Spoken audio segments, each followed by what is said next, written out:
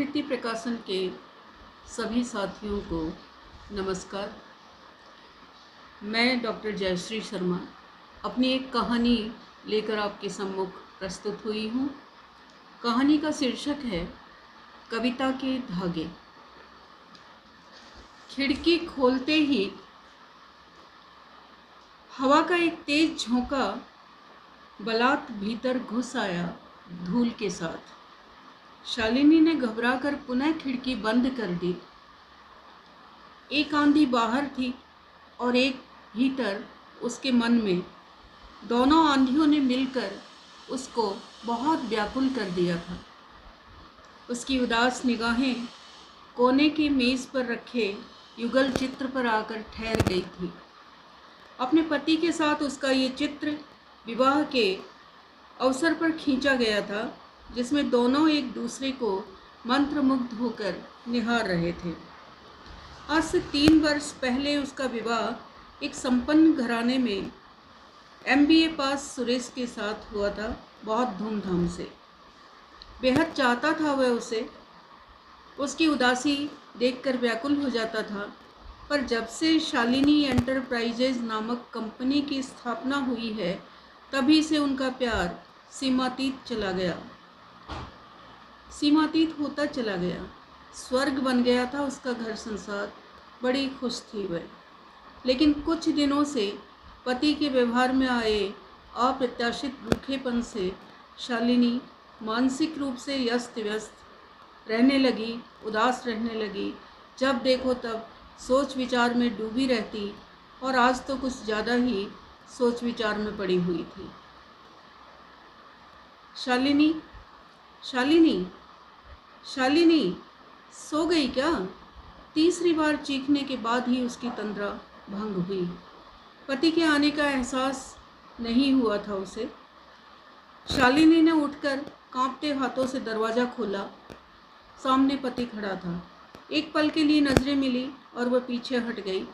सुरेश ने तेजी से अंदर प्रवेश किया, बगैर उसकी ओर देखे।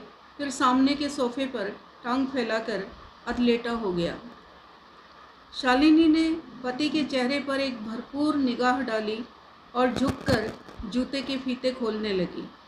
जूते उतारकर जो ही वह रसोई की तरफ जाने को मुड़ी तो उसने आवाज़ दी, सुनो। आवाज़ सुनकर उसके कदम ठहर गए। क्या दिन में भी सपने देखती रहती हो, जो तुम्हें मेरी आवाज़ ही नहीं सुनाई दी? पति के स्वर में व्यंग और खीस थी। यूं ही जरा आंखें लग गई थी। संक्षिप्त जवाब देकर वह पुनः चल दी। अपनी मनस्थिति को संयत करने के ख्याल से वह एक सिगरेट सुलगाकर कश लेने लगा। धुएं के उठते हुए छल्लों में उसे तरन्नुम नज़र आ रही थी, जिसे एक पल के लिए भी भूलना उसके लिए नामुमकिन है। जिस दिन से वह आई है, उसके मन मस्तिष्क में कुछ होने लगा है। शायद उस दिन 15 तारीख थी। कई सीढ़ियां पार करके दूसरी मंजिल पर स्थित उसके ऑफिस में पहुंची थी वह। सर, क्या मैं अंदर आ सकती हूँ? आइए बैठिए। शुक्रिया। हल्की मुस्कुराहट के साथ वह सामने की कुर्सी खींचकर बैठ गई थी। फरमाइए, मैं आपकी क्या सेवा कर सकता हूँ? जी, मैं नौकरी की उम्मीद से आपके पास आई हूँ। उसने एक अर्जी उसकी ओर बढ़ाकर जवाब दिया। उसने एप्लीकेशन को ध्यान से पढ़ा, फिर कुछ सोचकर पूछा, क्या वृद्ध माँ और छोटी बहन के अलावा तुम्हारे घर में और कोई नहीं है? जी, घर में कोई कमाने वाला नहीं है। बड़ी मुश्किल है। तुम्हें क्या काम दिया जा सकता है? टाइप तुम्हें आती नहीं है। सर, मैं बहुत ज़रूरतमंद हूँ। मेहनत से कोई भी काम कर सकती हूँ। टाइप जल्दी ही सीख लूँगी। मैंने इसी साल स्वयं पाठी के रूप में हिंदी में MA किया है। मुझे मालूम नहीं था कि MA से ज़्यादा टाइप जरूरी है। ये सुनकर वह तनिक मुस्कुराया, फिर बोला, हिंदी में MA? अरे भाई, हमारे यहाँ तो सारा कार्य अंग्रेजी में होता है। हमें कविता थोड़ी ना लिखवानी है तुमसे। तुम गलत जगह आ गई हो। सर, कहेंगे तो मैं कविता भी लिख सकती हूँ। वैसे मुझे अंग्रेजी भी आती है। BA में मैंने अंग्रेजी वैकल्पिक विषय के रूप में लिया था। मेरी आजीविका का सवाल है। सर, मुझ पर कृपा करें। वह बड़े कातर स्वर में बोली। ये सुनकर वह कुछ देर तक मौन रहा, फिर कुछ सोचकर बोला, तो ठीक है, तुम कल से लेखा शाखा में ड्यूटी ज्वाइन कर लो।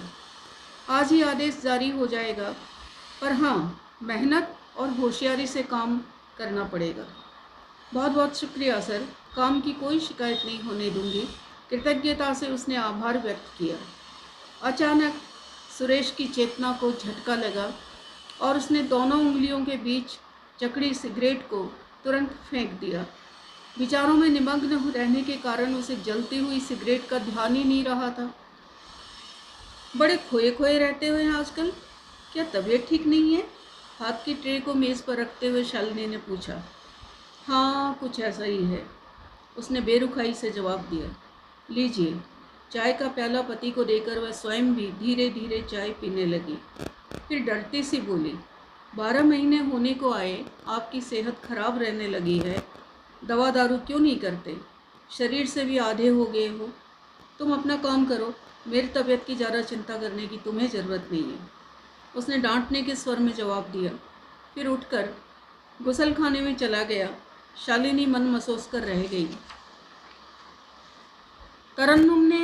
तरन्नुम में ऐसा कुछ विशेष नहीं है जिसकी वजह से शालिनी एंटरप्राइजेस के मालिक सुरेश को बेताब होना पड़े। हाँ, अधिकतर मौन रहना, आवश्यकता अनुसार ही बोलना, झुकी झुकी सी निगाहें, साधारण वेशभूषा और आगमन और प्रस्थान के समय दोनों हाथ जोड़कर श्रद्धान्वित होकर नमस्कार करना, अभिवादन करना, शायद उसके लिए आकर्षण की यही वजह रही हो। शुरू से ही वह उसे रहस्यमय लगी थी, तभी तो वह उसे नज़दीक से समझना चाहता था। यही कारण है कि वह एक दिन मुआयना करने के बहाने लेखा शाखा में आया। तरन्नुम की टेबल पर कई रजिस्टर खुले पड़े थे। वह कुर्सी हटाकर खड़ी हो गई। सुरेश रजिस्टरों को देखने की बजाय टेबल पर पड़ी एक काले रंग की डायरी को उठाकर पन्ने पलटने लगा। डायरी के प्रथम पृष्ठ पर लिखा था, मेरी अपनी कविताएं। उसकी रुचि बढ़ी। उसने सभी पृष्ठ पलट डाले। आधी से ज़्यादा डायरी कविताओं से भरी हुई थी। उसकी नज़र एक गज़ल पर अटक गई जिसे उसने पूरा पढ़ा। मुखड़ा था, फूल थोड़े ही सही, कांटों में खिलाते रहिए, दिल ना मिले ना सही, हाथ तो मिलाते रहिए। ये पढ़कर उसे एक करंट सा लगा। उसने बगैर उसकी तरफ देखे डायरी को वापस टेबल पर रख कर चला गया और अपने केबिन में आकर बैठ गया, विचार मग्न। उसे विचार आया कि तरन्नुम बिना उसका जीवन संगीत अधूरा है, निरर्थक है। उसे प्राप्त करने की लालसा ने उसे झकझोर कर रख दिया। ऑफिस के बंद होने से पहले उसने तरन्नुम को बुलाकर कहा, तुम्हारे लिए ये एक पत्र है, कृपया पढ़कर अपने तक ही सीमित रखना। आप तसल्ली रखें सर। ये कहकर वह अपनी सीट पर आकर पत्र खोलकर पढ़ने लगी। लिखा था, नहीं जानता कि मैं तुम्हें किस संबोधन से पुकारूं और कैसे किस संबोधन से पुकारना उचित होगा, लेकिन तुम मेरी आत्मा बन चुकी हो। ये बात मैं बहुत पहले ही तुमसे जुबानी कहना चाहता था, मगर जब भी कहना चाहा, शब्द कंठ में ही अटक गए। मैं तुम्हारी झील से गहरी आंखों में स्वयं का ही प्रतिबिंब देखता रह गया। आज तुम्हारी कविताएं पढ़कर लगा कि तुम्हारा नाम सार्थक है। तुम तरन्नुम भी हो और गज़ल भी हो। मैं चाहता हूँ तुम मेरा जीवन तरंगित करो और इसमें संगीत पैदा करो।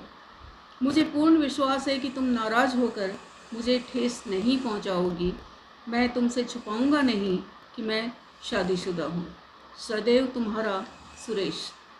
पत्र को ध्यान से पढ़ने के बाद उसे फाड़ने की बजाय तरन्नुम ने अपने पास सुरक्षित रख लिया। 5 रोज बाद सुबह आते ही वह सीधे सुरेश के कमरे में गई, नमस्कार किया और कहा, पत्र के लिए आभारी हूँ सर, पर एक बात बताएंगे? पूछो, सुरेश ने उसकी आंखों में झांक कर कहा। आपको मेरा प्यार चाहिए ना? हाँ, केवल तुम्हारा पावन प्यार। तो ठीक है, आज मैं आपके घर चलूँगी, लेकिन बस बाकी बातें तो वही होंगी। ये कहकर वह अपनी जगह आकर अपने कार्य में लग गई। हमेशा की तरह आज भी शालिनी पति की प्रतीक्षा कर रही थी, राह देख रही थी खिड़की से। जब वह आता हुआ दिखा तो उसके चेहरे पर चमक उभर आई। मगर दूसरे ही क्षण उसे धक्का लगा, क्योंकि आज वह अकेला नहीं था, उसके साथ एक लड़की भी थी। उसने स्वयं को संयत किया और स्वागत के लिए दरवाजे के बीच आ खड़ी हुई। एकाएक शालिनी को सामने पाकर सुरेश घबरा उठा, लेकिन तरन्नुम ने बड़े अदब से उसे नमस्कार किया और साधिकार अंदर प्रविष्ट हुई। सुरेश को उस समय बड़ा अचंभा हुआ जब उसने देखा शालिनी उसे सोफे पर बिठाकर उसका हाथ थामे हुए चिरपरिचित की तरह घुल मिल कर बातें कर रही है। वह कुछ देर तो भौचक्का सा खड़ा देखता रहा, फिर कपड़े बदलने के लिए पास वाले कमरे में चला गया। वह समझ ही नहीं पा रहा था कि उसकी पत्नी शक के भाव प्रकट करने की बजाय क्यों उससे इतना प्यार दर्शा रही है। वह इसी कशमकश में उलझा हुआ था कि अपने कंधों पर हथेली का स्पर्श पाकर पीछे घूम गया। सामने मोहक मुस्कान के साथ शालिनी खड़ी थी। आप जाकर उनसे बात कीजिए, अकेली बोर होंगी, तब तक मैं चाय नाश्ता लाती हूँ। तुमने ये नहीं पूछा कि वह कौन है? दोनों हथेलियों में पत्नी का मुखड़ा थाम कर एक अरसे बाद बहुत प्यार से पूछा उसने। बेशक कोई भी हो, लेकिन जब वह मेरे पति की प्रिय है तो मुझे भी प्रिय होगी। हाँ, बड़ी मासूम सी प्यारी सी है वो। ये कहकर वह रसोई की तरफ चली गई और वह किम कर्तव्य विमूढ़ सा बैठक की ओर मुड़ गया। वाकई आप बहुत सौभाग्यशाली हैं, तभी तो आपको ऐसी सर्वगुण संपन्न गृह लक्ष्मी मिली है। पत्रिका के पन्ने पलटते हुए तरन्नुम ने कहा। मैं बड़ा परेशान हूँ तरन्नुम, मुझे कुछ भी समझ में नहीं आ रहा। तुम आखिर कहना क्या चाहती हो? वह अधीर सा होके बोला। अधीर ना हो, पहली सुलझाना मेरा काम है, अभी आ रही हूँ। ये कहकर वह तेजी से पर्दा उठाकर भीतर चली गई। कुछ देर बाद जब वह पुनः बैठक में आई तो सुरेश आश्चर्यचकित सा आंखें फाड़े उसे देखता ही रह गया। वह हाथ में रेशमी रुमाल से ढका हुआ थाल लिए मंद मंद मुस्कुरा रही थी। इससे पहले कि वह कुछ बोले, उसके माथे पर अंगुली से रोली का टीका लगाकर तरन्नुम ने बड़े प्यार से मोली का धागा उसकी कलाई पर बांध दिया। सुरेश जैसे नींद से जाग उठा हो। बड़ी मुश्किल से उसके लरसते होठों से निकला, ये तुमने क्या कर डाला तरन्नुम? आप मेरा प्यार ही तो चाहते थे ना। इससे बढ़ के पवित्र और पावन निर्मल रिश्ता और कौन सा होगा भाई साहब? तरन्नुम की आंखें छलक आई, फिर सुरेश का हाथ पकड़कर अपने सिर पर रखते हुए बोली, भाई साहब मुझे आशीर्वाद दीजिए। मेरे ना बाप है ना बड़ा भाई, आज से आप ही मेरे दोनों हो। ये धागे मेरी कविता के धागे हैं जो कहते हैं कि आप सदैव मेरी रक्षा करेंगे और भाभी को असीम प्यार देंगे। एक गरीब बहन की यही हार्दिक अभिलाषा है। और वह सुरेश के कदमों में झुक गई। सुरेश ने देखा कि शालिनी बहुत ही शालीनता से मुस्कुरा रही है। धन्यवाद। आपको रचना कैसी लगी? आप प्रतिक्रिया ज़रूर दीजिएगा।